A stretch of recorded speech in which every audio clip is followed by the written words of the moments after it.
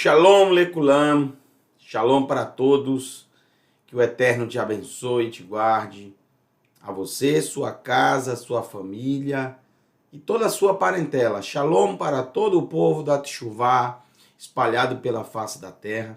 Que bom que novamente estamos reunidos, estamos juntos para estudarmos o sensacional, o maravilhoso Sefer Hizayon, livro de Apocalipse, livro de revelação, como você quiser chamar. Estamos no capítulo 16. Não tivemos como fazer na última semana, infelizmente. O Eterno sabe todas as coisas, não tivemos como, mas estamos aqui pela graça, pela misericórdia, pelo amor do Todo-Poderoso, para continuarmos o estudo deste maravilhoso livro. Nós, no último vídeo, nós vimos a primeira parte do capítulo 16. E agora nós vamos dar sequência e finalizarmos, se o Eterno assim permitir, neste vídeo. Já vimos a parte 1, a parte 2, e agora concluiremos o capítulo 16 de Apocalipse.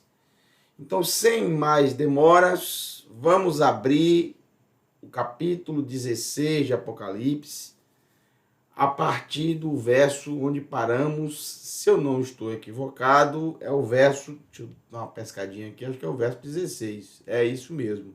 Capítulo 16, verso 16, ok? Mas antes, abra o seu coração para que o Todo-Poderoso fale contigo, para que Ele possa falar contigo nessa noite especial. Do fundo do meu coração, o meu desejo é que Ele fale contigo, é que Ele possa te ensinar nessa noite. Então vamos, capítulo 16, Revelação, Apocalipse, capítulo 16, verso 16. Eu parei aqui neste verso. Como falei semana passada, eu precisaria de 1 hora para poder explicá-lo com todos os detalhes. É um verso enigmático, é um verso muito mal interpretado, né, pelos estudantes da Bíblia, pelos estudantes do livro de Apocalipse, pelos inúmeros, dezenas, centenas de vertentes religiosas, principalmente as cristãs, né, que são as que mais estudam o livro de Apocalipse, não só as cristãs, mas são as que mais estudam. E este verso, sem dúvida, ele tem uma má interpretação e causa um medo imenso nas pessoas. Eu digo isso porque eu, na minha infância, eu já ouvia falar deste verso e já ouvia falar muito do tal do Armagedon. Você que está me escutando agora, você já ouviu falar no Armagedon? Quem nunca ouviu falar no Armagedon? Quem nunca ouviu, hein? É uma palavra muito conhecida que causa um medo terrível. Porque quando se fala de Armagedon, eu sempre ouvi na minha infância e também no início da minha adolescência, que se tratava do final do mundo, da última batalha, da batalha final, onde seria uma luta entre o bem e o mal e teria uma grande destruição. Eu já ouvi muito isso. E confesso que ficava até um pouco apreensivo. E para piorar as coisas, lançaram um filme, uma certa época, chamado Armagedon. Então essa palavra me causava um certo desconforto. Até que um dia eu decidi me dedicar ao estudo da Escritura, dentro do seu contexto original, e aí as coisas começaram a fazer sentido, os olhos começaram a se abrir, a escuridão começou a se dissipar, e a luz raiou. E hoje eu não tenho medo nenhum de Armagedon. Na verdade, nem existe o tal Armagedon. É uma grande um grande erro de tradução, de transliteração. Além disso, o que existe aqui em nenhum momento diz que será a batalha final entre o bem e o mal. Na verdade, é algo completamente diferente. O capítulo 16, se vocês se lembram da última aula, trata do momento em que as águas do rio Eufrates se secam e os reis irão abrir o caminho para os reis do Oriente, que a sede está ali no rio Eufrates. Na época que Yohanan escreveu o Apocalipse, existia um império poderoso. Sua sede era vamos falar disso já já, sua sede era no rio Eufrates e eram os grandes inimigos do Império Romano. Pouca gente sabe disso, mas existiu e na época era bem conhecido e temido. O Império Romano não reinava sozinho, existia um reino que media forças com o Império Romano, um reino no Oriente, tá? Já vamos mostrar para vocês, já vamos falar sobre isso daqui a pouco. Então, essa batalha descrita no capítulo 16, na verdade, não é a batalha final. A batalha final está no finalzinho do capítulo 20. E o local dessa batalha, que é ao que dá a entender no estudo de Apocalipse, eu não quero avançar para o capítulo 20, porque nós vamos chegar lá já já, está bem perto de chegarmos lá no capítulo 20, né? Já vamos terminar o 16 hoje, 17, 18, 19, 20. A batalha final descrita no capítulo 20 é após o milênio, como também é descrito, o suposto milênio, né, que está descrito lá. E essa batalha ocorre na cidade que o Eterno ama, obviamente é Jerusalém. Então a batalha não é nesse local onde está descrito aqui, tá? Então há realmente erros incríveis de interpretação e uma fantasia imensa do que o texto em nenhum momento diz. Na verdade, o livro de Apocalipse, como eu sempre digo, sempre nos remonta, sempre nos leva, sempre nos conecta ao Tanar, a Escritura Sagrada, principalmente aos profetas. Eu mostrei para vocês, né, durante o capítulo 16, quantas conexões com a Torá e também algumas com os profetas. O capítulo 16 tem muito Torá, principalmente sobre as pragas, e ainda continuará tendo. Mas o que interessa para nós é exatamente esse verso 16, porque causa muito espanto. E eu vou mostrar para vocês o porquê do nome Armagedon, uma prova inconteste que Yohanan escreveu o livro de Revelação em hebraico, não há dúvida disso. Posteriormente foi traduzido para o grego e espalhado, obviamente, pelo grego, com a tradução grega, tá? Isso nós temos provas, já mostramos para vocês provas no capítulo 13, por exemplo, de Apocalipse, tá? No hebraico, sem dúvida nenhuma, até o cálculo do número da criatura, do animal selvagem, só pode ser no hebraico, só dá 666 no hebraico, tá? Não em outro, o nome dele não dá em outro idioma, mas muito bem. Eu vou mostrar para vocês como a passagem do hebraico para o grego e para outras línguas acabou criando um nome chamado Armagedon. Isso causa um espanto terrível, mas vamos ver o que o texto diz. Vamos lá.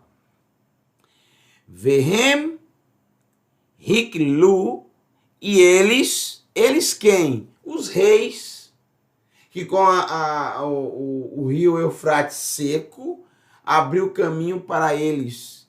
E eles iam guerrear justamente contra a criatura.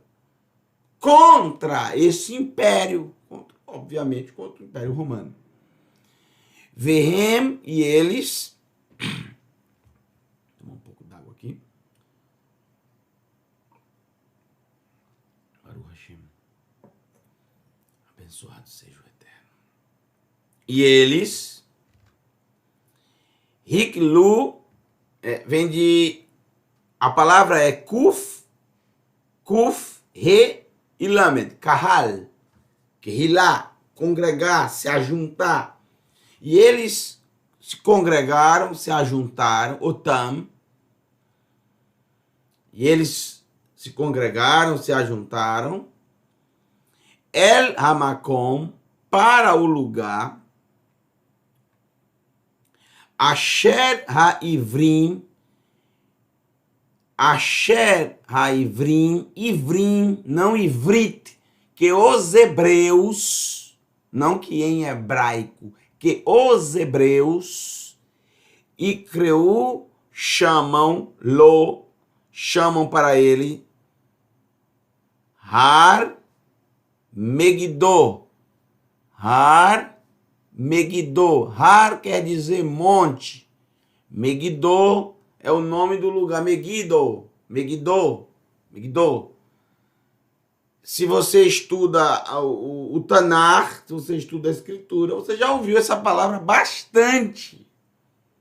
Se você estuda Yehoshua, Josué, o início dos profetas, se você estuda Shmuel, Samuel, Shmuel Aleph, Shmuel Bet, 1 Samuel, 2 Samuel, se você estuda Melachim Aleph, Melachim Bet, 1 Reis, 2 Reis, Divrei Hayamim Aleph, Divrei Hayamim Bet, 1 Crônicas, 2 Crônicas, com certeza você já ouviu falar em Megiddo, ou Megido, ou como muitos chamam, Megido. Não existe Megido, não existe som de J no hebraico, como também não existe no grego, como também não existe no latim antigo, não existe. O som de J é algo mais recente, mais da Idade Média para cá, foi evoluindo. O Y com o nome Iota até chegar ao J. Mas não existe, no hebraico não existe, nem no grego também, o grego também não existe não. As línguas antigas não existe som. Então não é Megido, é Megido, existe som de G, de gato, som de J não. Megido, Megiddo. Vou mostrar a vocês fotos do lugar, vou mostrar a vocês o lugar, um lugar muito famoso. No livro de Yehoshua. Quer ver outro livro também que tem? Esqueci de dizer. Shoftim. Juízes, gente. Claro que tem juízes. Juízes. A batalha entre Sisra e os seus 900 carros de ferro dos cananeus contra o povo de Israel, liderados pela juíza Débora. Tá? Onde aconteceu essa batalha? Num lugar super plano chamado Vale de Israel. Não Israel, Israel, ou Jezarel, como algumas bíblias. Eu não sei se é assim, deve ser assim. Israel, um vale imenso, uma planície imensa, que realmente acampam milhares de exércitos. Esse local, Megiddo, sempre foi, desde a época dos cananeus, dos Kenanim, dos cananeus, uma cidade fortaleza, pois está no centro da terra de Canaã, controla toda a entrada de quem vem do leste, quem vem do oeste, quem vem do norte e quem vem do sul, passa por Megiddo, é central. As estradas antigas, os caminhos, caminhos antigos, estradas já na época dos romanos, Estou falando algo muito anterior a isso. Estou falando das rotas, não só rotas não só a rota dos viajantes, dos negociantes, mas também dos exércitos. Os exércitos que saíam do Ocidente, do Egito, marchando em direção ao Oriente, principalmente para atacar Babel, Babilônia, que sempre houve uma grande rivalidade entre os egípcios e os babilônicos, eles tinham que passar por Megido. Nós vamos ver isso daqui a pouco no texto bíblico. É central, gente. Então sempre foi uma cidade fortaleza. Os cananeus fizeram uma cidade em cima de uma montanha, fortaleza total. Depois da derrota dos cananeus, depois que o povo de Israel tomou posse, Israel manteve a mesma coisa, porque ali você defende e vigia todo o território. Sempre que Megido caía, Jerusalém estava exposta completamente. Para dominar Jerusalém, primeiro Megido tinha que cair. Lá nessa cidade, Shlomo HaMelech, o rei Salomão, colocou pelo menos 400 cavalos. 400 cavalos.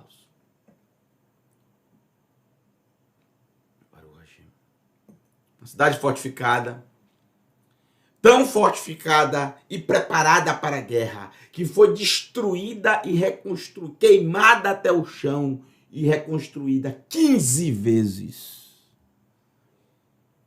Batalhas sangrentas aconteceram, não só em Megiddo, como ao redor dela. Um sistema incrível de captação de água eles fizeram escavando por baixo da terra. Escavações, túneis projetados nos tempos antigos, que os engenheiros que vão lá hoje e visitam Tel Megido, as ruínas de Megido, perdão, Baruch Hashem, desde semana passada estou um pouco gripado, não tem nada a ver com corona, mas estou melhorando. Por isso que eu não consegui fazer o vídeo semana passada, mas ainda estão alguns resquícios ainda. Vamos lá. Os engenheiros, quando eles vão lá, eles ficam encantados. Como pode, nos tempos antigos, fazerem um túnel de captação de água como esse? É uma coisa incrível. Incrível. Nosso canal você pode encontrar um vídeo muito interessante, filmagem, é uma filmagem um pouco amadora, mas você vai gostar bastante. Das águas do Jordão até o túnel em Megido. Você vai gostar bastante. Porque nós passamos por todo esse lugar, você conhece o lugar, tá? Depois você procura aí no nosso canal, aí. Você vai achar. Das águas do Jordão até o túnel de Megido, tá bom? Vamos lá. Vamos lá. Baruch Hashem. Vou continuar lendo o texto aqui. Abençoado seja o eterno Rei de todo o universo, Criador de todas as coisas.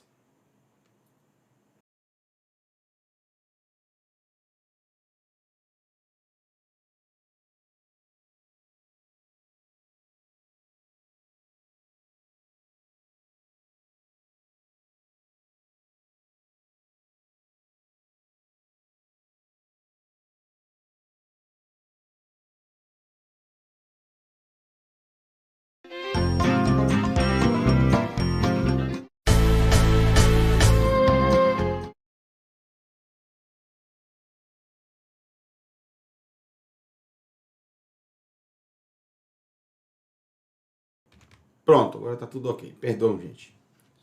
Acabei apertando uns botões errados aqui. Pronto, vamos lá. Tá faltando a câmera, né? Ok. Maravilha, vamos lá. Vamos ler o texto. Vehem, requilou, e eles se congregaram para o lugar que em hebraico é chamado Har Megido, Monte Megido.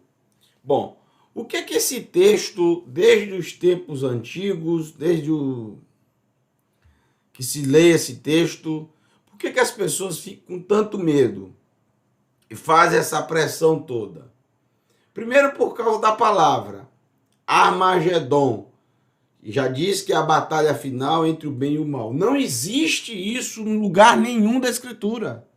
Nem nos profetas, nem nos escritos, nem na Torá, e muito menos nos escritos nazarenos. O livro de Apocalipse não fala disso em lugar nenhum. O livro fala de Apocalipse, fala no capítulo 20, que a batalha final será em Jerusalém. Não em Armagedon. Não existe esse lugar Armagedon. Existe o Monte Megido. Porque a cidade foi construída em cima do monte. E o que é essa palavra Megido?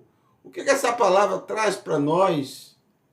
Existe alguma conexão aqui com algum texto dos profetas? Existe, e muito forte. Existe e muito forte. Quem eram esses reis na época dos romanos?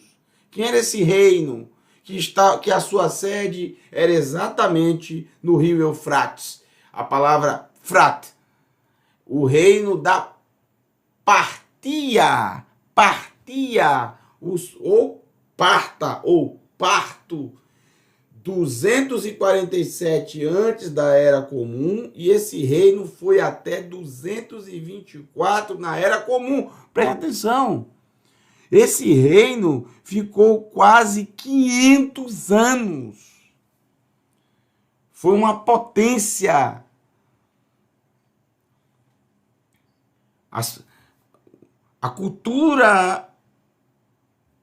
culturas iranianas vem muito desse reino, a Pérsia antiga, desse reino.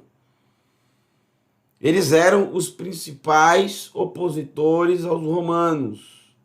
Perceba que Roma eram rivais, visavam estabelecer reis na Armênia como seus clientes do seu reino. Os partas, eu estou lendo aqui um dicionário, uma enciclopédia. Os partas infligiram a derrota contundente sobre o general romano Marco Licínio Crasso na Batalha de Carras em 53 antes da Era Comum. Entre 40 e 39 antes da Era Comum, tropas partas conquistaram praticamente todo o Levante, com exceção de Tiro, que ficou nas mãos dos romanos. Marco Antônio, lembra do Marco Antônio, o famoso Marco Antônio, Cleópatra e tal? Liderou um contra-ataque contra a Partia e diversos imperadores invadiram a Mesopotâmia durante as guerras romano-partas. Então, sempre foi muita rivalidade entre esses dois reinos. É interessantíssimo o livro de Revelação, no capítulo 16, citar o rio Eufrates e dizer que quando o rio se secar, esses reis irão, que eram vários reis, de fato, formavam um império, esses reis iriam avançar para lutar contra o animal selvagem, a criatura. E é exatamente isso que acontecia na época. Essa batalha nada tem a ver com a batalha final, repito, nada tem a ver. Agora, por que o nome ficou Armagedon? Gente, é muito simples. Perceba que har, que é monte, o re, que é bem fraquinho, um som de re bem fraquinho, não é o ret, é o re. Har ficou ar. Ar. Megiddo ficou ma. O G passou a ter som de J, G. E por que não é do e é dom? Boa pergunta. Ótima pergunta. Não deveria ser Armagedon? Mal transliterado. Mas não vamos também condenar, porque na época não existia muitos recursos. As regras de transliterações e de tradução não eram unificadas. Não havia uma regra geral, mundial, né? Não havia... Cada um tinha a sua própria regra, a sua própria forma de fazer. Quero dizer, não existia uma regra geral. Por exemplo, qual é a regra geral das transliterações? Primeiro, o que é uma transliteração? Saindo um pouco aqui do estudo, para você entender, porque tem gente que pensa que transliterar é traduzir. Não. Traduzir é uma coisa, transliterar é uma coisa completamente diferente. O que é transliterar? O nome está dizendo transliterar. Eu posso transliterar do inglês para o português? Não. Para que você vai fazer isso? Agora você pode transliterar do chinês para o português. Você pode transliterar do chinês para o inglês, do chinês para o alemão, do chinês para o francês. Mas por que eu não posso transliterar do francês para o português, do francês para o inglês? Porque transliteração é você passar para a sua língua, para a sua escrita, o que a outra língua que possui uma escrita diferente quer dizer. Então eu posso transliterar do hebraico. Por quê? Porque o hebraico, as letras são diferentes das letras que você utiliza no português, as letras latinas. Isso é transliteração.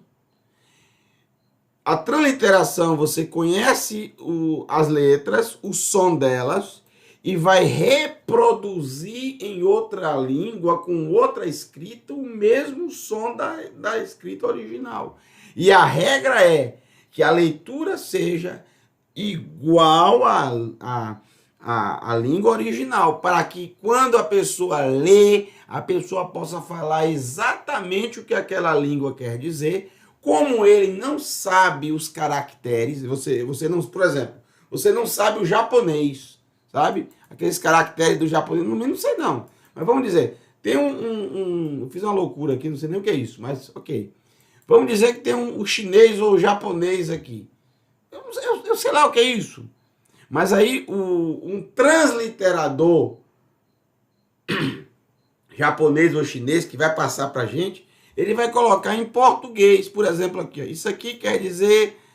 Estou dando um exemplo, tá, gente? Arigato. Então, isso aqui é a transliteração. É a tradução? Não. A tradução seria obrigado. Arigato, em japonês, quer dizer obrigado. Arigato é a transliteração. Eu consegui falar uma palavra em japonês, mesmo sem saber o caractere. Eu li a palavra, mas li porque ela está transliterada. Então, translitere uma palavra aqui rapidamente. Pronto, essa palavra aqui, ó. Otam. Para transliterar, basta eu digitar aqui a palavra exatamente a leitura dela. Só que na minha escrita, na sua escrita, na escrita latina, otam. É por isso que eu não posso transliterar do inglês. Porque é a mesma escrita. Para que eu vou transliterar? Basta eu saber como ler. Se é em inglês, tem algumas regras de leitura. Mas a escrita é a mesma. Você não precisa transliterar. Não tem sentido transliterar. Entenderam o que é transliteração? É passar de um idioma para o outro a forma de ler a palavra, sem traduzi-la. Isso é transliterar. E o que é traduzir? Traduzir é você colocar o significado já da palavra. Em vez de eu colocar arigato aqui, eu já colocaria obrigado. Tá? Entenderam? Ok. Então existe diferença entre traduzir e transliterar. O problema aqui, isso não é uma tradução, isso é uma transliteração. E isso é uma prova inequívoca que o texto veio do hebraico. Mas alguns vão dizer, não, com certeza veio do grego, porque aqui no texto hebraico está Megiddo, que é a palavra correta, mas nos textos em português está Armagedon, e esse on veio do grego. Não veio do grego. Veio do hebraico.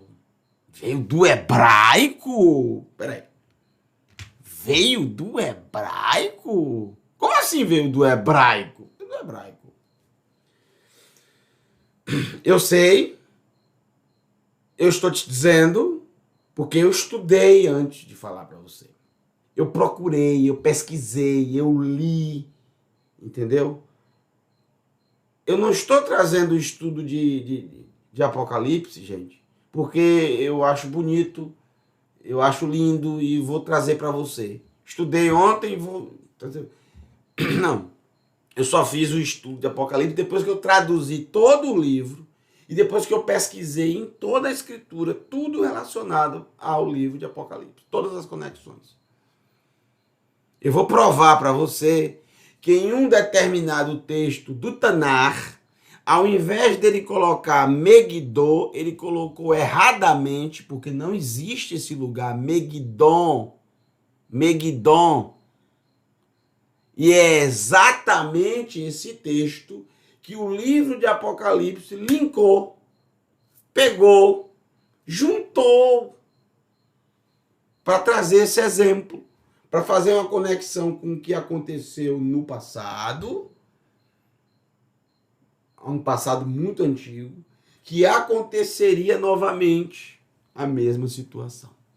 Primeiro tem que cair Megiddo, para depois cair Jerusalém, porque no passado foi assim. Jerusalém, o templo só foi destruído pelas mãos de Nebuchadnezzar, Nabucodonosor. Primeiro quem caiu foi Megiddo. Bom, vamos ver os textos, né? Primeiro, né? Vamos ver os textos. Textos esses que soam bastante, que fazem a gente entender de fato, tá? Fazem entender. É um eco muito grande esse texto de Zacarias, capítulo 12. Demais. Por causa disso aqui, de Megiddo. Demais. Mas eu quero ler alguns textos de Megiddo, para vocês, dos profetas, que vão fazer vocês entenderem melhor esse lugar. Eu quero dizer a vocês que esse lugar, desde que foi destruído pelas mãos do faraó Neco, que abriu caminho para o seu inimigo, Nebuchadnezzar, Nabucodonosor, invadir Jerusalém e tomar posse, e destruir o templo. Desde esse período, nunca mais se levantou de novo Megiddo, nunca mais. Não há nada lá, só ruínas. Só ruínas. E que ruínas, hein? Vou mostrar as fotos para vocês. Antes eu quero ler com vocês. Vamos ver o texto aqui. Vai abrir para a gente aqui. Para o Hashem, abençoado seja o Eterno. Aqui. E depois eu mostro a vocês Har Megiddo. Primeiro, olha o texto de Zacarias, capítulo 12, a partir do verso 10. Vesharti al Beit David David escrito de forma errada. Esse texto tem alguns probleminhas. Tem 2 problemas nesse texto. Palavras erradas. Não só David, como também Megiddo. É por isso que há uma linkagem, uma conexão muito forte entre Apocalipse 16 e Zechariah 12, 10 e 11. Vamos lá.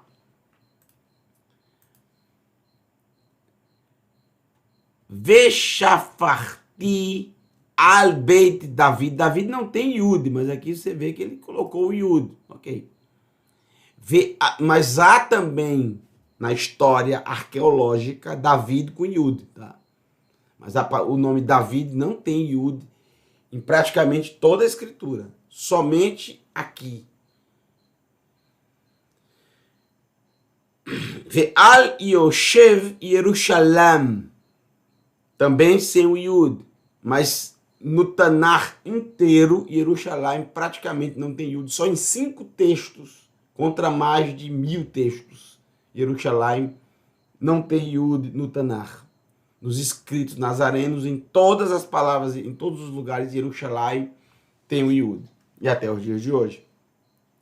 Ve'al Yoshev Yerushalayim Ruach Chen Ve'tachanunim Ve'hibitu Elai Et Asher Dakru. Repito, Et Asher Dakaru Vesafdu Alai Kemisped Al Ha-Yahid Vehamed Alai Kehamer Al Ha-Behor. E derramarei sobre a casa de David e sobre os habitantes de Jerusalém o mover de graça e de súplicas, e olharão para mim a quem traspassaram, furaram, dakaru, traspassar, furar, perfurar, e o prantearão como quem pranteia por um unigênito. Prantear contra quem? Contra aquele que eles vão ver, aquele que eles traspassaram, que eles furaram, que eles feriram. Traspassar uma espada, como se traspassasse uma espada, morte, mataram. E eles irão chorar como quem pranteia por um unigênito, ou seja, por um único filho. Yahid, um único filho que tinha, morreu. E chorarão amargamente por ele, como se chora amargamente pelo primogênito, ou seja, pelo primogênito que perdeu, que morreu. Amargamente chorarão.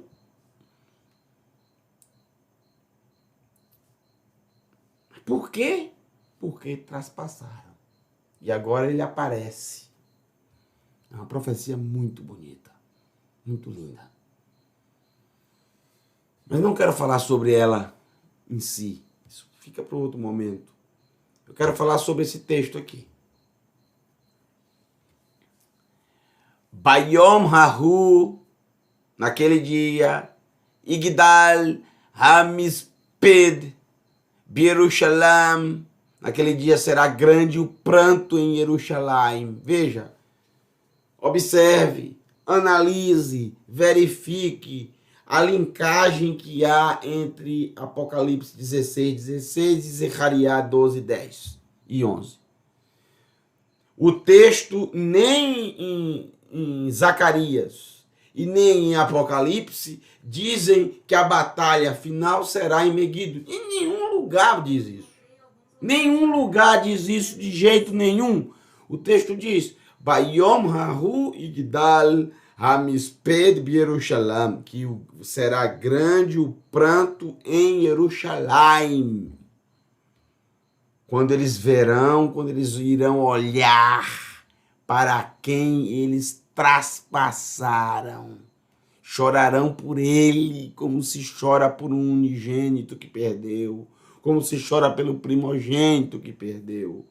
será tão grande o pranto, como foi grande o pranto em Hadad-rimon. Hadad-rimon é exatamente Birkat Megidon, que foi justamente naquele vale ali de Megidon. O que aconteceu nesse vale de Megidon? Em Hadad, chamado Hadad-rimon, a dolorosa derrota para o faraó Necho. Segunda Reis, capítulo 23, verso 29 e verso 30. Vamos ler aqui o texto. Vamos ver o texto. Daqui a pouco a gente lê o texto, que vai aparecer o texto. Vai aparecer o texto. Agora, antes de você ver o texto, gente, preste atenção no que está ecoando aqui. Zechariah está falando sobre o futuro, mas compara o futuro com o que foi a grande dor, o grande choro, a grande derrota, a grande amargura do passado. E ele cita Megidon. Seria Megiddo, mas ele acrescentou um nun aqui, que não faz parte da palavra. Essa palavra não tem nun, sufite. A palavra em todo o Tanar é Megiddo. Megiddo. Vamos fazer esse teste? Hein? Estão dispostos a fazer esse teste? Então vamos lá. Eu vou abrir o Davar aqui para vocês conferirem, tá? Porque tem que conferir. Tem que pesquisar. Não acredite em mim, não. Pesquise, verifique. A Torá ensina.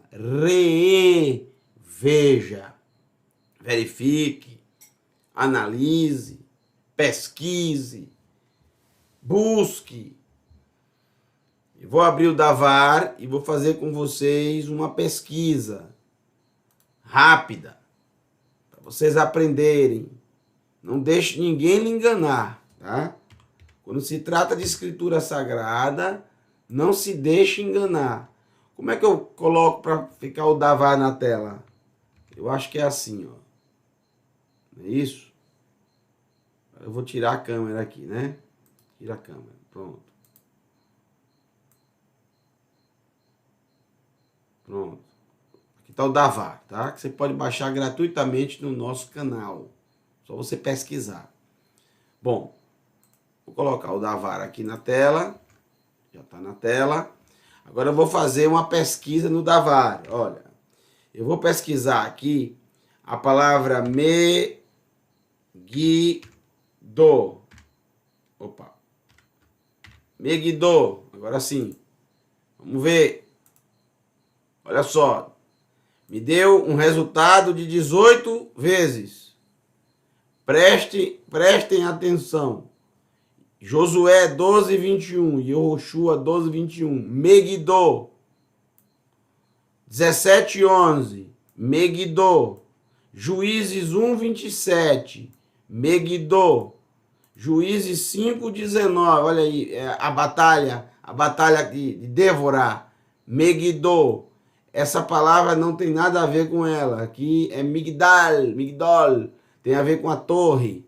Em Shemuel, nada a ver. Agora, 1 Reis, capítulo 4, verso 12. Por que apareceu aqui? Porque dentro de Migdal ou Migdol aparece o Migdol. As mesmas letras, mas não é a mesma palavra. É uma outra palavra. Quer dizer torre.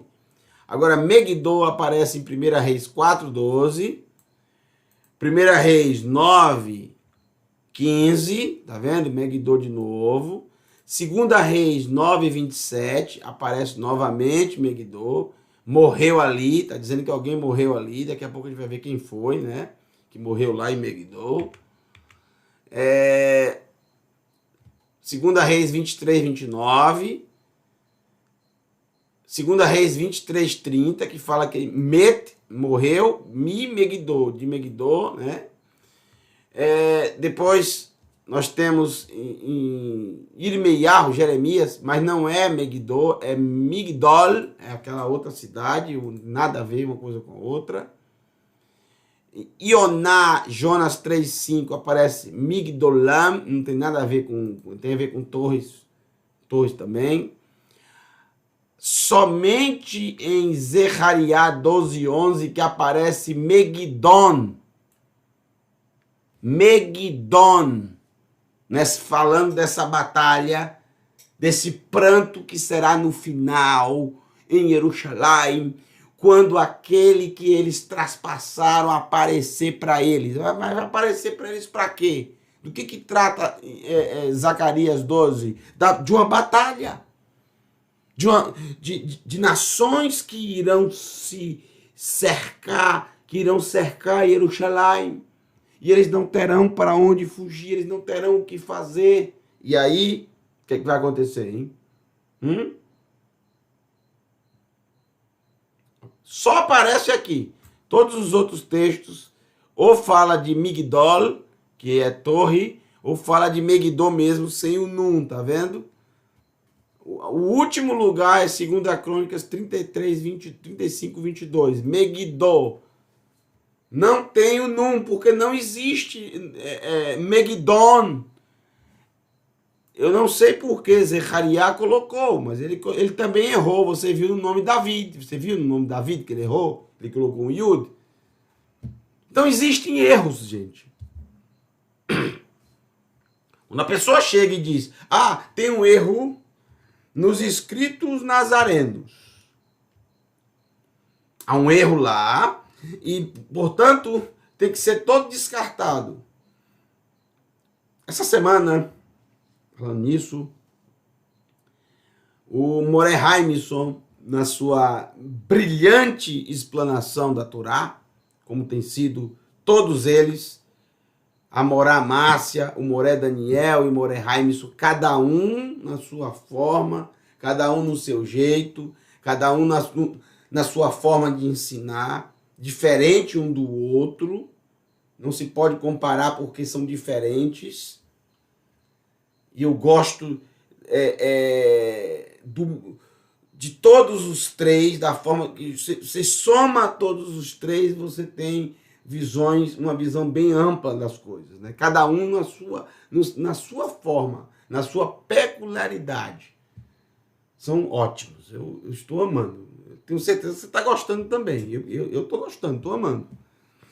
Muito, muito, muito bom. Estão se dedicando, estão se esforçando para trazer o ensino da Torá maravilhoso. Porém,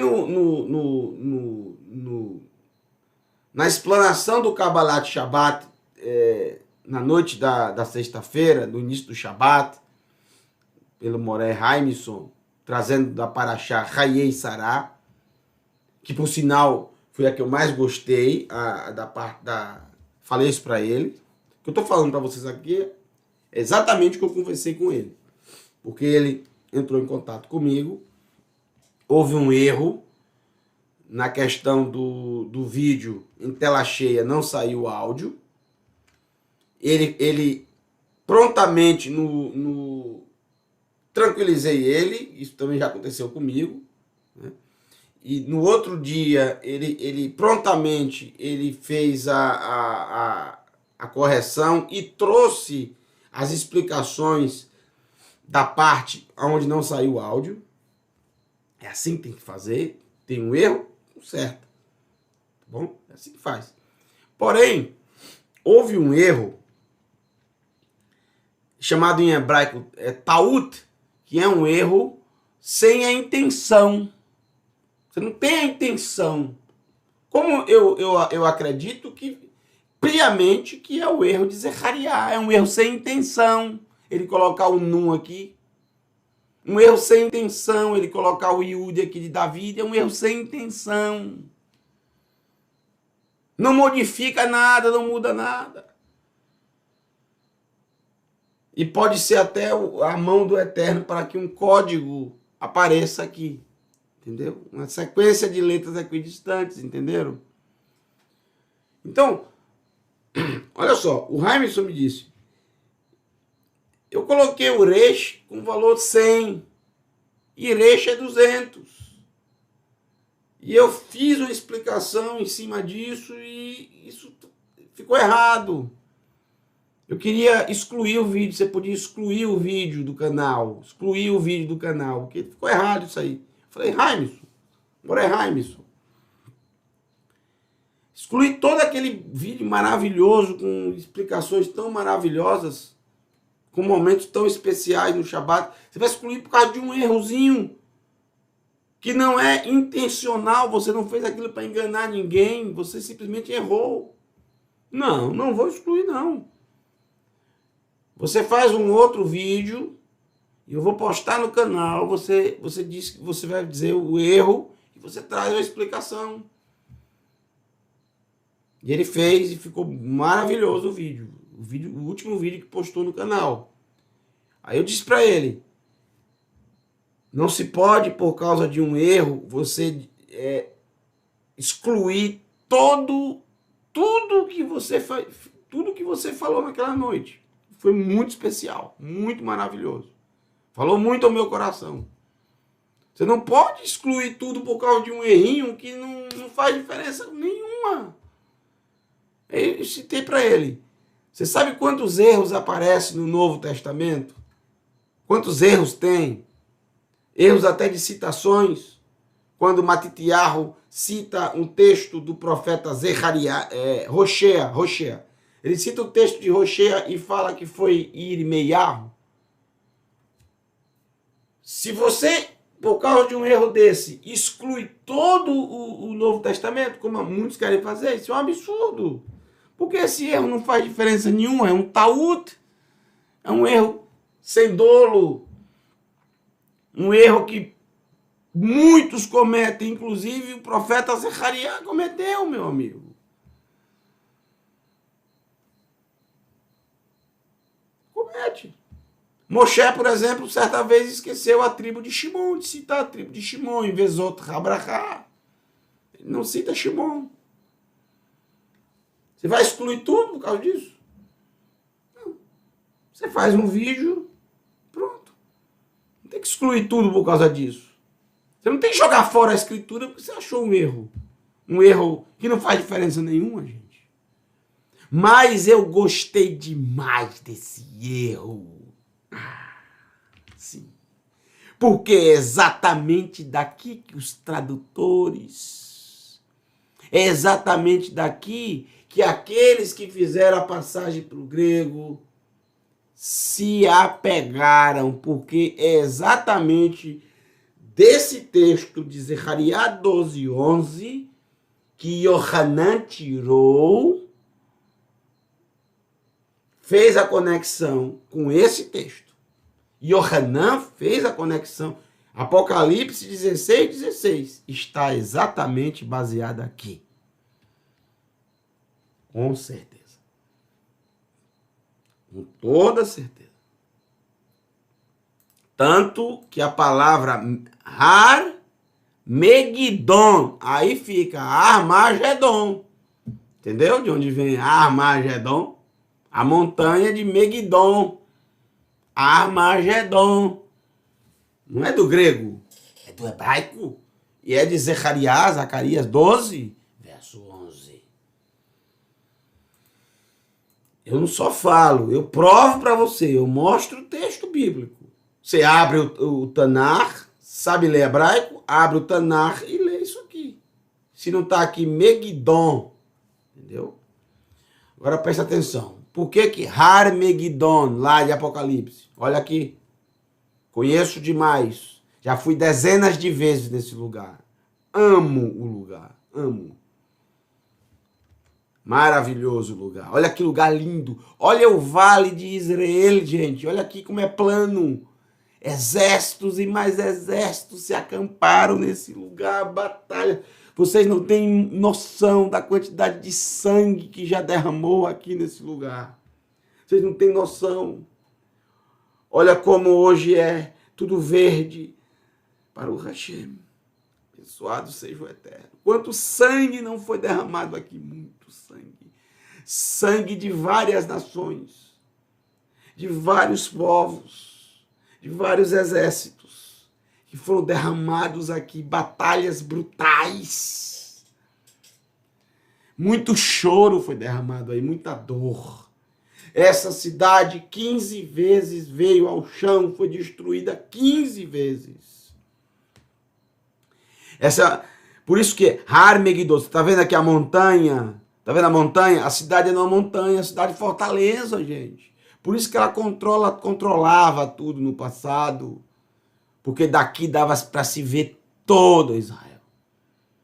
Har Megiddo, montanha de Megiddo.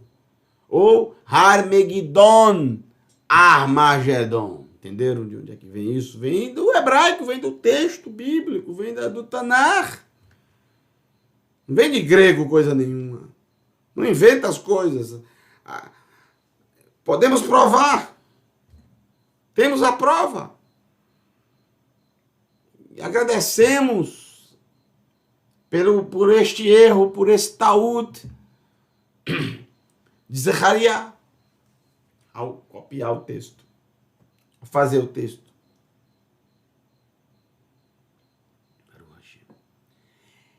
Esse erro foi o que serviu para Yohanan linkar e dizer, olha, procurem lá algo chamado Megiddon, vocês vão encontrar. Olha aí. Agora eu vou explicar a vocês. Vamos ler o texto do que aconteceu na citação de Zechariah 12:10. Antes, eu quero mostrar para vocês esse lugar maravilhoso, porque eu amo demais isso aqui, gente. Olha, aqui, só para vocês terem ideia.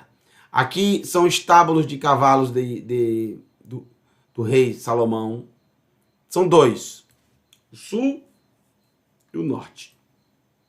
Estábulo de cavalos. Aqui, gente, aqui, ó, é o túnel, tá? Um túnel imenso de captação de água. Agora eu quero mostrar a vocês. Aqui, ó, não tá dando para ver daí, mas aqui nós temos não só captação de água para não precisarem sair da cidade para buscar água e os inimigos pegarem. Os inimigos os fechavam e diziam, eles vão morrer de sede. Não tem água na cidade, como é que tem água em cima da montanha?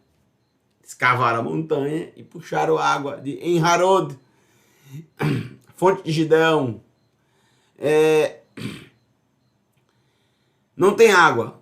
Eles conseguiram. E comida, como é que eles vão ficar? Gente, isso aqui que eu circulei, só você indo lá para você ver, é um grande silo que dá para se armazenar trigo para 10 mil homens por 10 anos. Se eles passarem 10 mil homens dentro de Megiddo fechada, eles podem comer e viver por 10 anos comendo trigo sem precisar nenhuma colheita.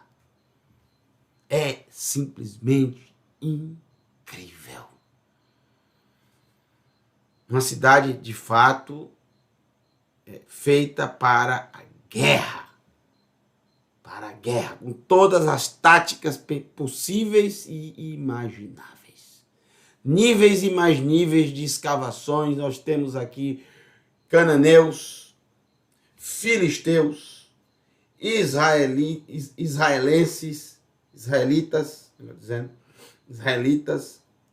assírios, babilônicos e egípcios. Você tem um pouquinho de cada desses aí que eu estou falando. Claro que o que é mais marcante aqui são os israelitas e os cananeus. Altares consagrados a deuses cananitas aqui nesse local. Foram completamente queimados e enterrados pelos israelitas. As escavações mostraram como os cananeus sacrificavam os seus deuses. Está tudo lá, para você ver. Bom, de Megiddo, essa é a visão de Har Megiddo. Eu estou em Har Megiddo aqui e tirei a foto. Pena que ela acabou não saindo do outro lado. Mas aqui você vê o Har Gerizim, o Monte Gerizim. E do lado o Monte Eival. Olha aqui, essa foto dá para ver os dois. Deixa eu ver aqui essa outra foto. Olha aqui. Tava um pouco... Já é outro ano que eu tirei. Olha aqui, ó. Gerizim e o Eival aqui do lado. E aqui Shechem. Essa é a visão de Har Megiddo. Consegue ver tudo. Estábulos de cavalos.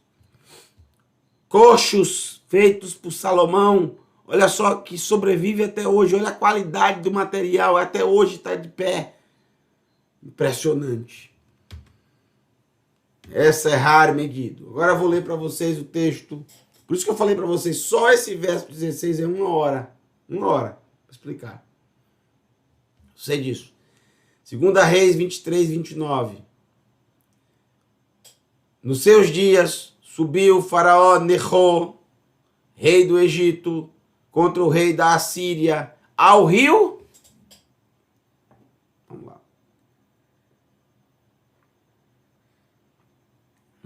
Ao rio Nehar Prat. Mais uma conexão de Apocalipse 16. É incrível as conexões.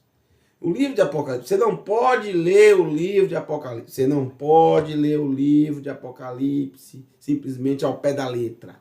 Existem comparações, figuras de linguagens e principalmente conexões com o Tanar.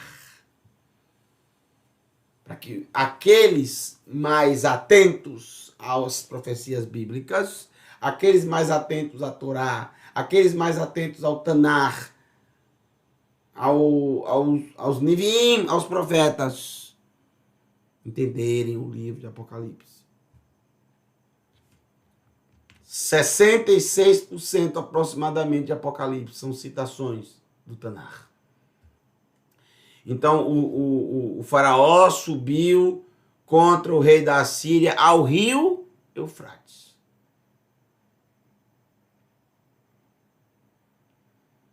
Ele não estava indo contra os israelitas. O faraó não estava indo contra Israel, que era, na época, o maravilhoso rei Ioshiao.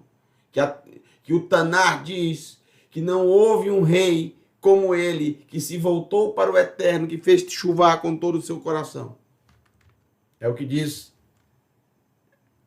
Crônicas, Divrei Hayamim, 2 Crônicas, falando sobre esse rei.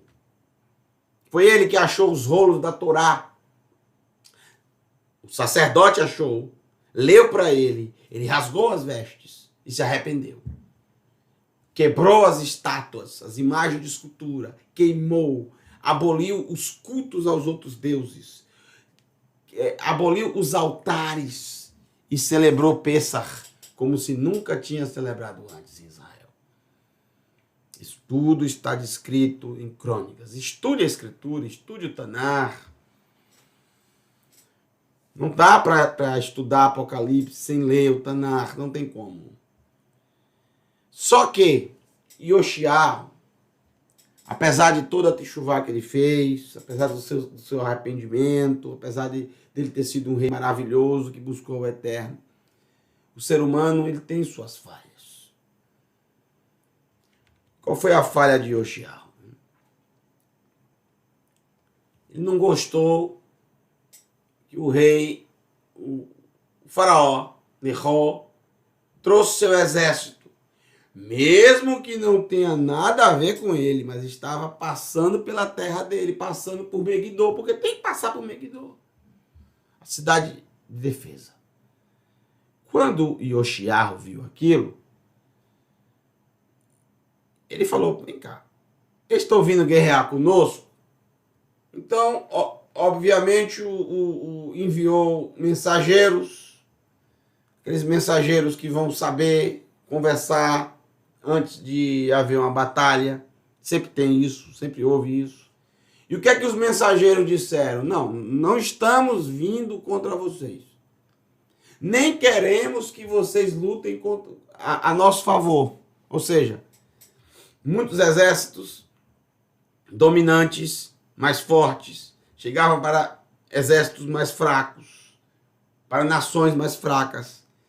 E diziam, ou vocês lutam comigo, quando eu mandar lutar, se juntam ao meu exército, ou vocês serão destruídos, aniquilados. E é claro, ou você luta e mostra a ele que não vai lutar para ele nunca, aí você tem que lutar contra ele. Ou você fala, para que perder gente do meu exército? Quando ele quiser ajuda, a gente ajuda. Te manda um exército. Mas não foi isso. Necho não queria a ajuda dos israelitas. Ele só queria passar e ir para a Síria. Para ir para a Síria tinha que passar por Megiddo, pelo vale.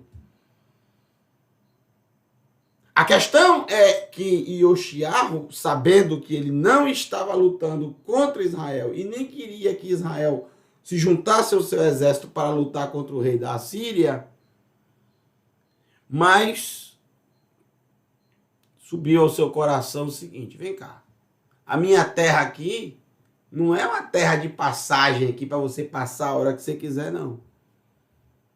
E ele saiu ao encontro de Necho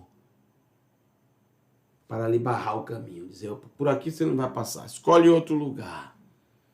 O que é que Necho fez? Quando ele viu Ioshiarro,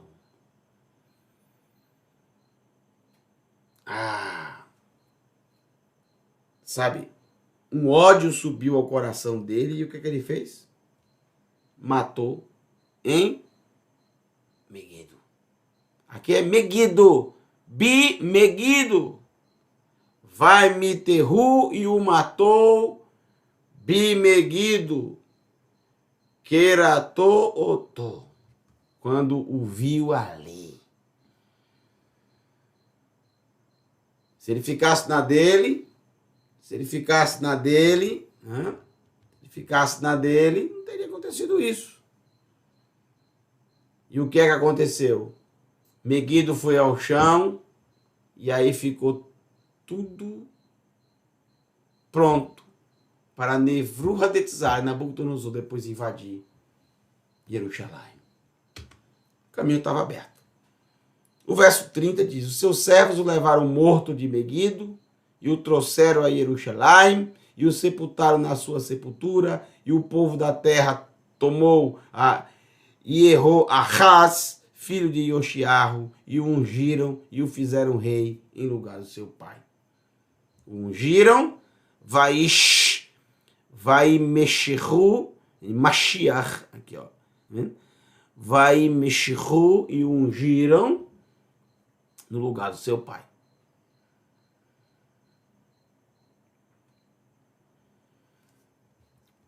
No livro de Juízes, capítulo 5, fala, vieram reis, olha só, Ba'u Melachim, vieram reis, Nilchamu, Nilchamu Malchei Kenaã, vieram reis para guerrear, então guerrearam os reis de Kenaã em Tanar, junto às águas de Megiddo. Espólio de prata não tomaram. Mais uma vez, todas as vezes que se fala de Megiddo, fala de guerra. O que mais interessa para nós é exatamente esse texto de Reis, porque é a explicação do texto de Zechariah, capítulo 12, verso 10, verso 11. O pranto que teve aqui em Megiddo, vocês não têm ideia. O rei, querido o rei Ioshiarro, que estava moralizando a sociedade israelita, voltando-a para o eterno.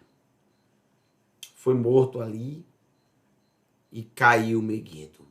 E nunca mais foi levantada de novo. Aquela grande dor, a dor de pegar o próprio rei e levar para sepultar em Jerusalém, foi um grande choro, um grande pranto naquele dia, uma coisa horrível. Ninguém imaginava aquilo.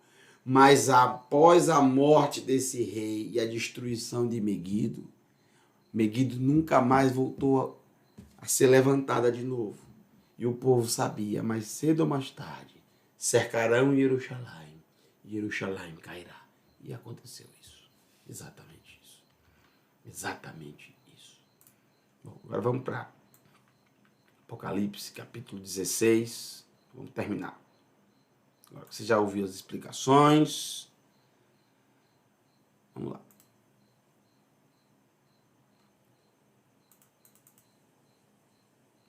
Então, quando fala aqui, a conexão é exatamente com Zechariah 12:10. Mas Zechariah 12:10 fala de Jerusalém. O choro é como foi no dia lá de Megido.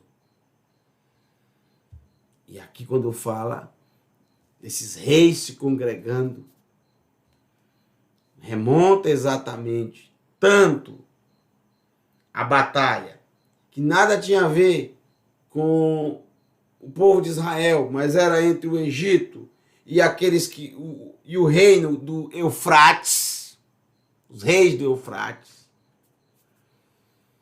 É o que Apocalipse quer mostrar, esse final que remonta ao passado. Que remonta ao passado. Mas quem é que vai sofrer no final? O povo de Israel. Porque depois da queda de Megido, eles se juntaram a Jerusalém. Então é isso que Yohanan quer passar. É que aquela dor que houve no passado voltará no futuro novamente. Porém, em Zechariah 12:10, alguém vem salvá-los. Não será destruída por Nebuchadnezzar, pela Babilônia novamente. A Babilônia perderá essa batalha. A Babilônia ganhou no passado, mas não ganhará no futuro. Ela cairá, ela será destruída. E aquele a quem eles traspassaram, que ao vê-los, eles chorarão amargamente, como se chora por um filho único que se perdeu, como se chora pelo primogênito que se perdeu. E é exatamente isso que acontecerá. O filho único, o primogênito. Filho único e primogênito. Que eles traspassaram, que eles furaram, que eles feriram.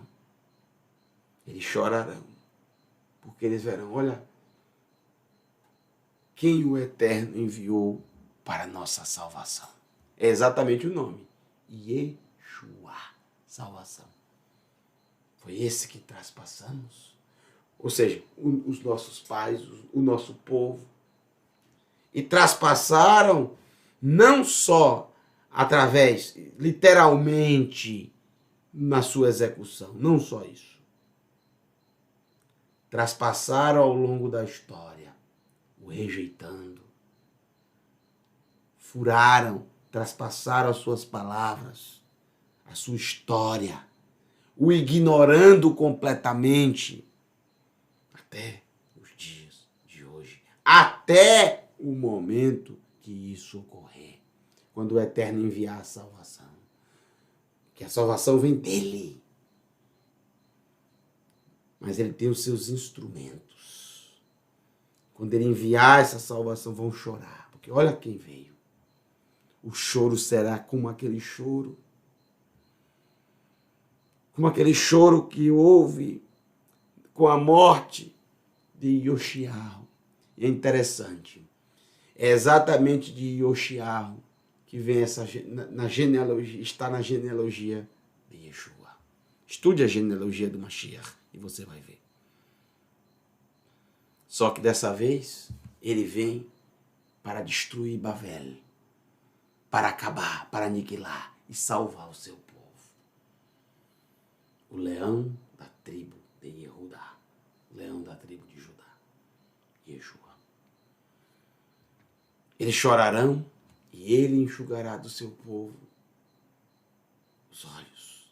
Ele enxugará toda lágrima. ele receberá o seu povo. Ele receberá aqueles que o ignoraram, que o, entre aspas, traspassaram, que o evitaram, mas por questões culturais ao longo da história, por questões que eu demoraria aqui dias explicando a vocês, como por exemplo o Holocausto, feridas muito difíceis de serem fechadas, muito difíceis.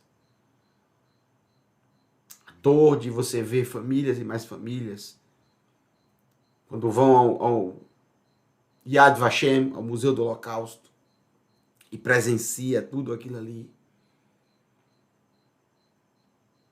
Quem os matou? Quem ordenou toda essa matança? Proclamava, tinha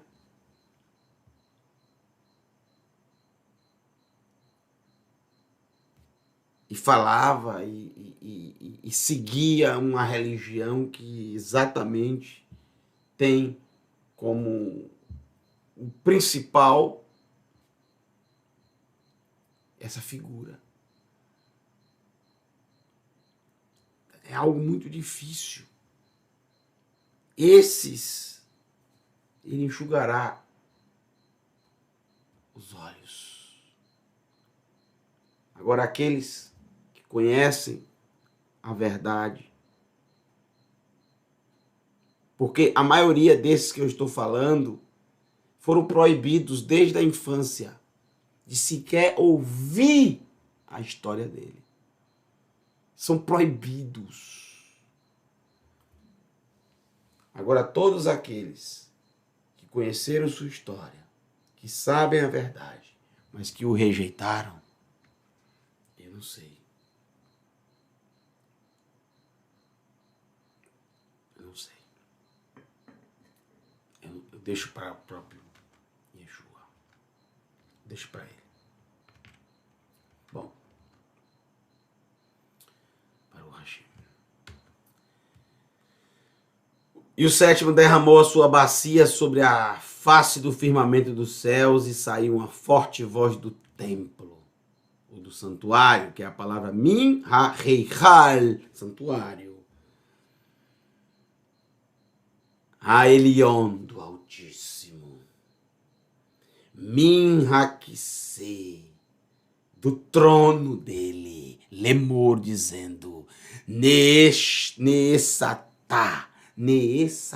diga, Neessatá. A palavra, na verdade, é ose, fazer. Ain, Shin e Tav. Neessatá, está feito, está realizado. O plano do Eterno. Faça a conexão, porque é o que o Hanan está fazendo aqui. O livro de Apocalipse, gente, são enigmas. As chaves do livro é o Tanar, é a Escritura. Chaves essas que os romanos não tinham. Mas aquele, o que é fiel ao Eterno, que ama ao Todo-Poderoso, que estuda a Escritura Sagrada, tem a chave. Você tem a chave. Você tem a chave para entender o livro de revelação. Está feito, está realizado. E eis que ouviu-se vozes e relâmpagos e trovões, e houve um forte terremoto que não havia acontecido desde que os seres humanos habitavam sobre a terra, ou habitam sobre a terra, pois Gadol Haraash Ad Meod, pois grande foi o terremoto Ad Meod, até demais. Ao pé da letra, Ad Meod, até demais. Yohanan, com a sua forma de escrever, incrível. É incrível não ver. O verso 19 Vatechalek ha'ir hagedolá, e foi partida a cidade, Hagedolá, a grande cidade, e foi partida... Quem é essa grande cidade, hein? Veja o texto. E foi partida a grande cidade, Li Sheloshá, olha, Li Sheloshá, Halakim, Halak é uma parte, uma porção, Halakim, em três, Sheloshá, três partes. Arei, Agoim, cidades das nações, Naflu, as cidades das nações Naflu caíram, o Bavel, Hagedolá, e a grande cidade de Bavel, e a grande Bavel. O texto não diz a grande cidade de Bavel, o texto diz a grande Bavel, a grande Babilônia, Nifkedá lifnei ha-Elohim, estava assolada diante do Eterno. Le hashikutá, para beber, kos yen, ou kos yain hamat apo, para beberem do cálice, ou do copo, ou da taça, do cálice, se adequa mais à linguagem bíblica, o cálice contendo o vinho da ira ou do ardor, da fúria, apó, que se acendeu do Eterno. Por que essa ira? Por que essa fúria? O que é essa ira? O que é essa fúria? Por não se arrependerem, por não voltarem dos seus pecados, como já vimos no capítulo 16. Bavel, a grande Bavel, não é a cidade de Babilônia, gente, que já nessa época já estava completamente assolada, destruída, era só ruínas, museus. A grande Bavel, como já vimos no livro de Apocalipse, aqui é exatamente uma conexão com o Império Romano, que era a grande Babilônia na época de Yohanan. A profecia diz que seria dividida em três partes, e foi exatamente o que aconteceu. Exatamente. Três partes.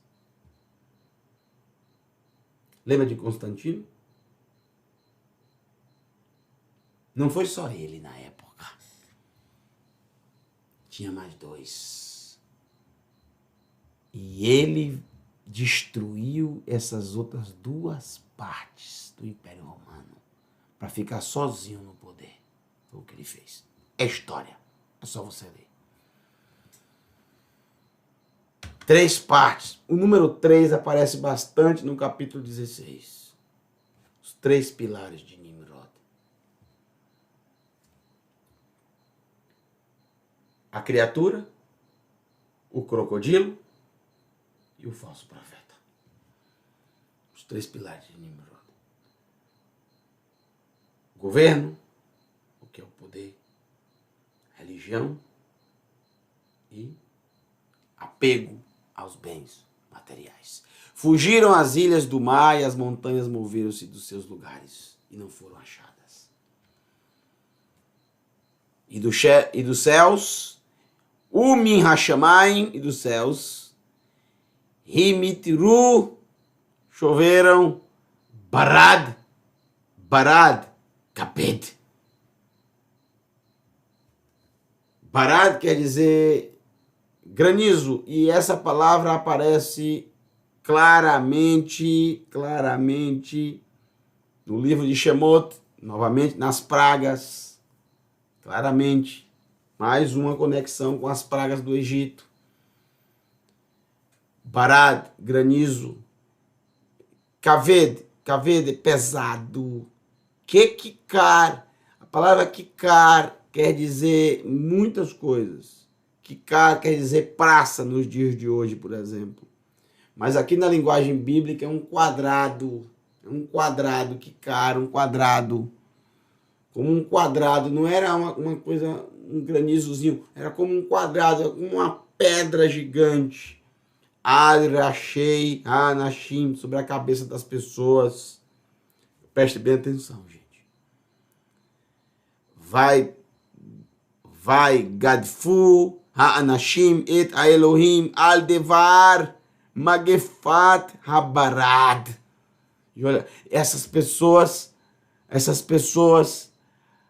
Gadfu, amaldiçoaram as pessoas ao Eterno por causa aldevar, por causa da palavra do Eterno.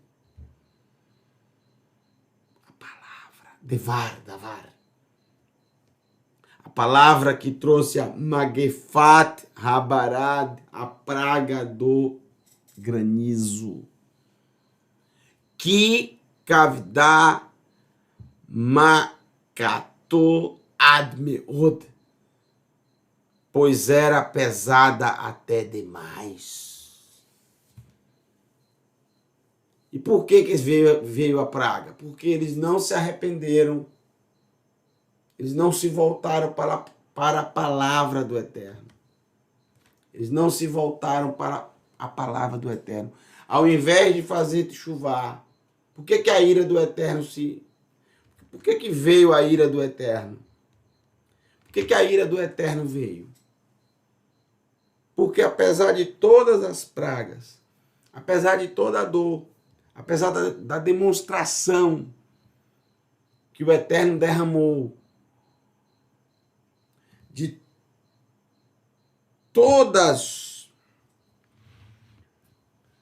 tudo de errado que a humanidade fez e estava colhendo os frutos através das pragas, mesmo assim eles não se arrependeram. Ao invés de se arrepender e de voltar para o Eterno, de fazer chuvar, eles amaldiçoaram. Eu vejo no meu coração, ao trazer, agora, nesse momento, nesse instante, no meu coração vem claramente algo que o mover do Eterno me fala, me esclarece, me ensina. Estou falando para vocês, estou aprendendo. E eu agora tive uma visão, uma forma de ver, uma forma de enxergar, não visão. Eu tive uma visão do texto. Não tive uma visão aqui, nada disso, tá? Eu agora passei a enxergar melhor o texto de Zacarias. A questão das pessoas chorando, se lamentando, quando viram a salvação que o Eterno enviou, aquele que eles traspassaram. As pessoas que estavam chorando amargamente, como se chora por um ungido. Esse choro é choro de techuvá. É choro de arrependimento. São esses que ele enxugará. Enxuga a lágrima do olho quem está chorando. Se não tem lágrima no olho, você não vai enxugar a lágrima. Mas aqueles que eu disse, e aqueles que conheciam, quem vai julgar é o próprio Eterno. Esses são exatamente o que o texto de Apocalipse disse. Apesar de todas as provas, ao invés deles se arrependerem, eles amaldiçoam. São esses. E você que está me ouvindo, cuidado com isso. Cuidado com aqueles que estão amaldiçoando, blasfemando, inventando um monte de mentiras, com uma raiva, não sei por que essa raiva, esse ódio contra o Mashiach e Yeshua. Você não... O que ele te fez? Você tem tanta raiva a ponto de inventar tanta mentira contra ele? Tanta mentira. Isso é amaldiçoá-lo. Está amaldiçoando a história dele, inventando um monte de mentira, um monte de... Não dê ouvidos a essas pessoas. Esses são os que Yohanan chama de Sotnei HaMashiach, opositores do Mashiach, ou se você quiser, anticristos. Opositores do Mashiach são esses, que negam até a sua própria existência, a sua história, mesmo com todas as provas. Chegará, inclusive, aquele dia, muitos estarão chorando, porque viram aqueles a quem o seu povo traspassou, perfurou. Aquele que ele sempre rejeitou. Mas o choro é exatamente de arrependimento. Agora muitos estarão amaldiçoando.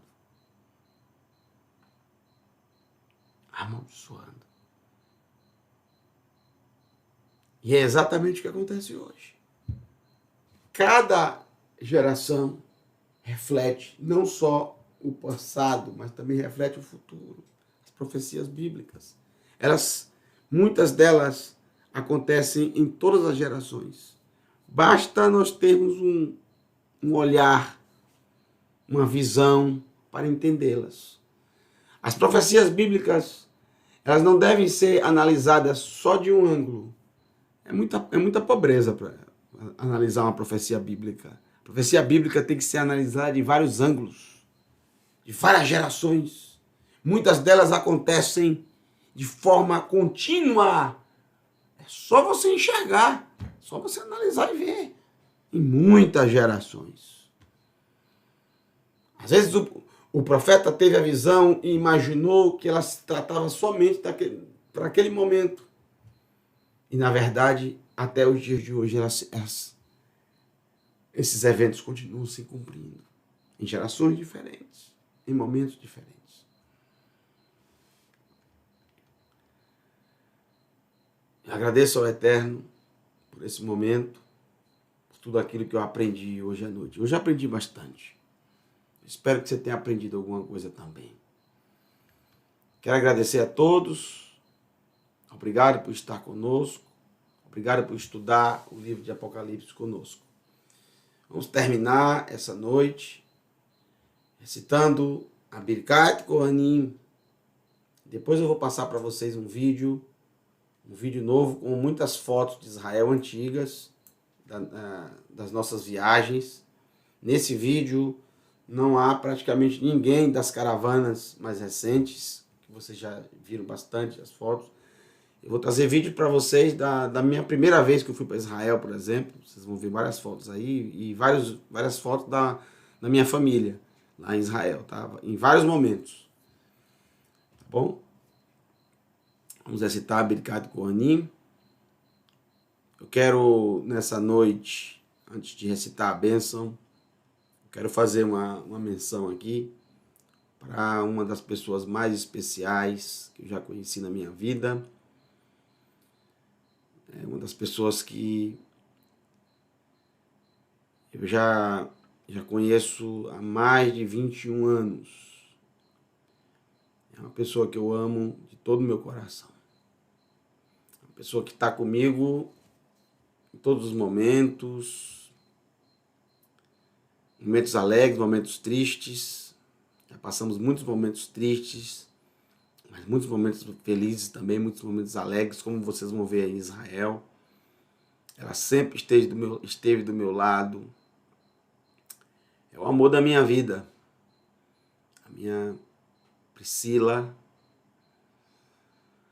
Está aqui esse quadro. Esse quadro aqui que nós ganhamos de um amigo em comum. Essa coisa linda, maravilhosa, que é minha esposa. Te amo. Nós completamos 19 anos de casado. 19 anos de casado. Eu não me arrependo, não. Faria tudo de novo. Te amo, viu, princesa?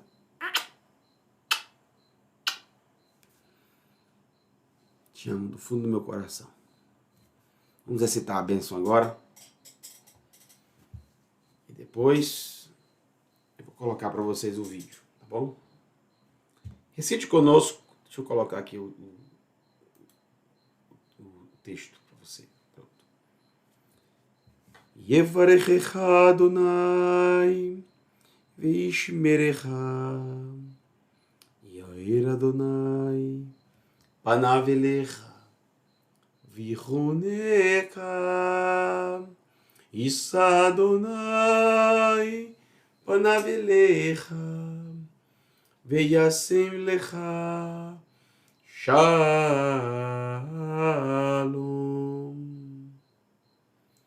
Que o Eterno te abençoe e te guarde, Ele faça resplandecer o seu rosto sobre ti e tenha misericórdia de ti. Que o Eterno sobre ti resplandeça a sua presença e derrame a paz, saúde, prosperidade, bem-estar, segurança, alegria e felicidade que vem do Eterno, que vem do Todo-Poderoso, que vem do Rei de todo o universo. Só dele, Baruch Hashem. Beshem, em nome, pelos méritos do nosso Mashiach, do ungido do Eterno, Yeshua. Amém. Elohim, Melech Neeman, Elohim é Rei fiel. Um beijo para você, um beijo no seu coração, na sua linda alma. Que o Eterno te abençoe e te guarde. Laila Tov, uma boa noite para todos vocês. Fiquem agora com essa canção. Salmo 22, verso 5 e verso 6. Com imagens novas, inéditas, das nossas, entre aspas, peregrinações pela Terra Santa. Beijo para todos. Até a próxima, se o Eterno assim nos permitir. Baruch Hashem. Abençoado seja o Eterno.